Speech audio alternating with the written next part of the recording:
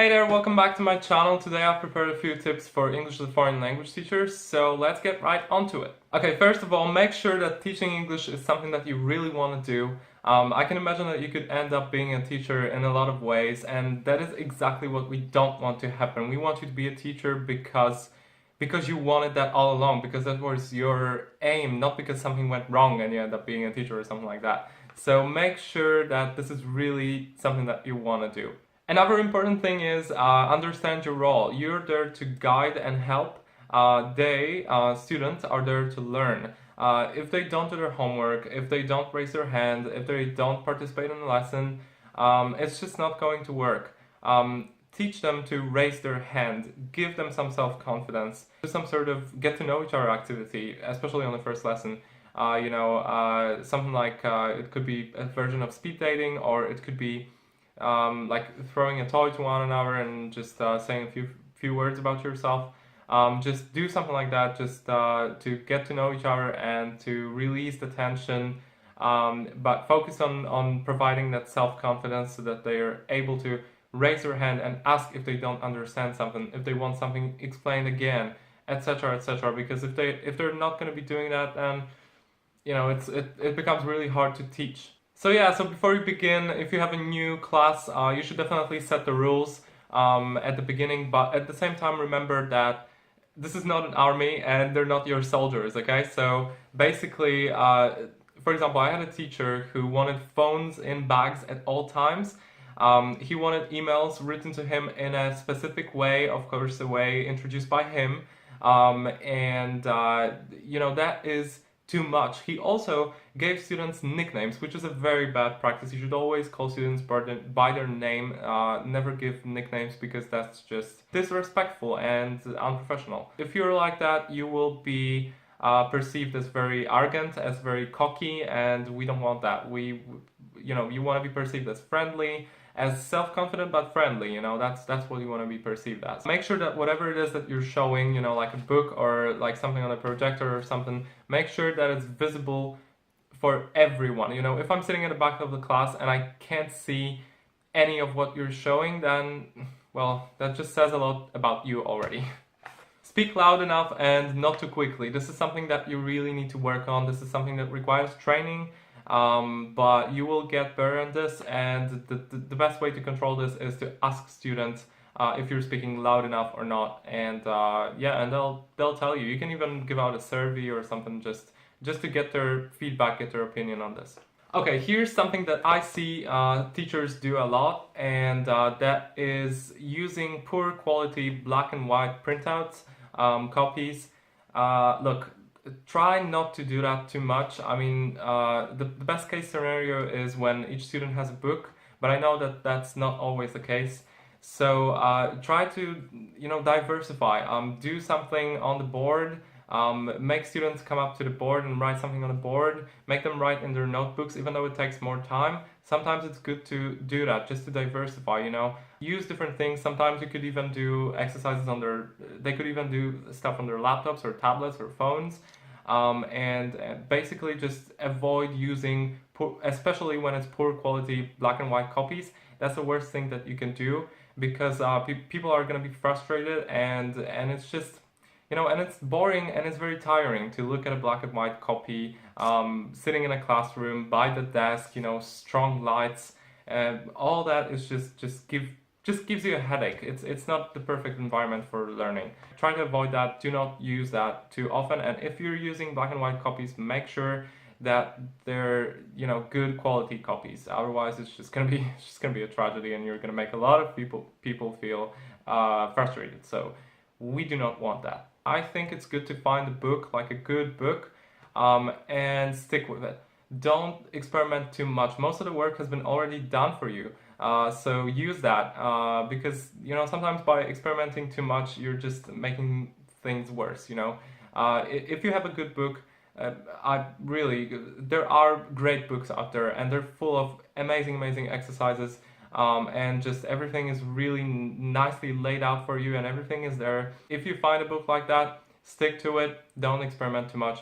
That's my advice. Here's another piece of advice that I think every teacher could use, and that is slow down. Seriously, slow down, don't jump from one exercise to another, because it's just pointless. No one's gonna learn anything. If there's any sort of graded assignment or anything like that, solid feedback is a must. Okay, solid feedback is a must. So it's not enough to write percentage or just a grade or whatever. You have to give solid feedback. The student needs to know what exactly it is that they need to work on, and what are their strengths and weaknesses.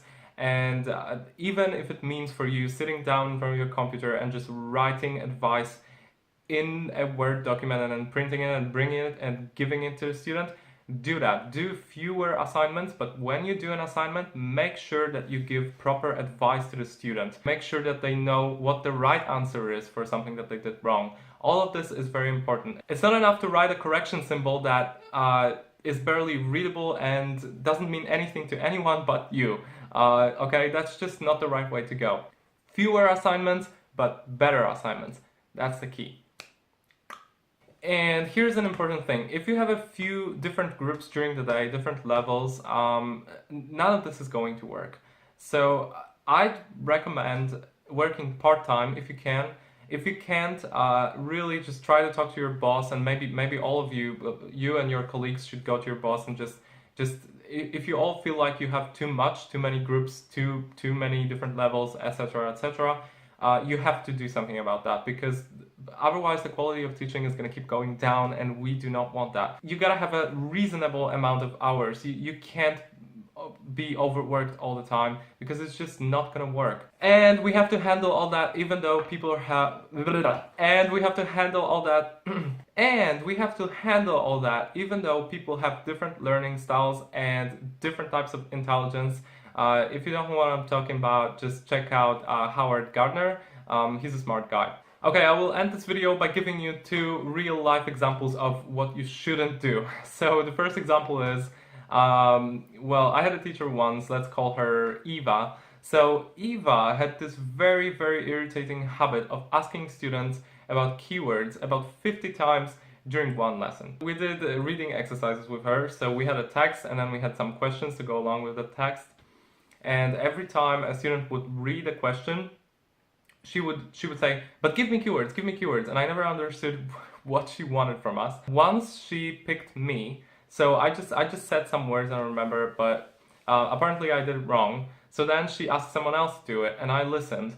And you know what that person did? That person just read each and every noun, verb, adjective, adverb in the sentence. Basically, each and every word that means anything, they read all those words. And she was like, oh yeah, that's a great job, Johnny. I was about to burst with laughter, because my God, it's the same as reading a sentence. You're just omitting, prepositions, stuff that doesn't really matter, and you're just focusing on the words that have meaning in them. But what sense does it make to read every single word in a sentence and call that a keyword and say, oh, that's a great job, that you did a good job?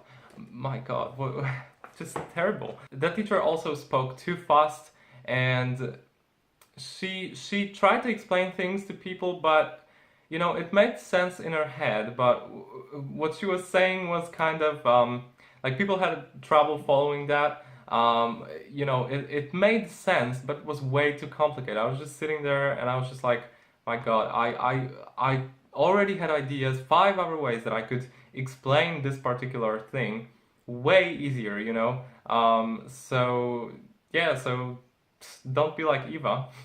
So Eva liked to do lots of high-level reading exercises, which some of those exercises have a downside to them. And that is that there's more than one correct answer, lots of cases. And, even though answer key says, for example, C, when you do the exercise, you actually realize that, oh, A could be too, could be the answer too. We are expected to think the same way that the person who wrote the book thought. Each and every person sees the world differently, so it's not possible to approach certain things the same way. And you can argue about it forever. You can argue that your answer is more correct than someone else's, or the answer in the key, for example. The problem with Eva was Eva always defended the answer in the answer key. she could never accept the fact that, okay, this answer could be correct as well. No, I don't think she even believed like 100% that the answer in the answer key was the only one that was right. But because, I don't know, she probably had huge faith in that book or whatever, maybe she had a lot of faith in that book that she was using. She couldn't see that, you know. Anyway. So I also had a different teacher. Her name was, let's call her Annie. So Annie did a gap fill exercise once. It was a type of gap fill where you have to give students time to complete it on their own. And then you just check together. Why? Because you can't do this exercise by just reading the first sentence and you have the first gap and you put the word into that gap. No, you have to read the whole thing and then you have to determine what word fits where and what fits where best, you know, because if you do it like first gap and you already choose, then you might find out that lots of words could actually work in that gap. So what Annie did was she chose one person and she told that person to do this exercise live, which was a mistake, and I knew that it was a mistake, and I knew that things were going to go bad, but okay, I kept my mouth shut and I just let her continue.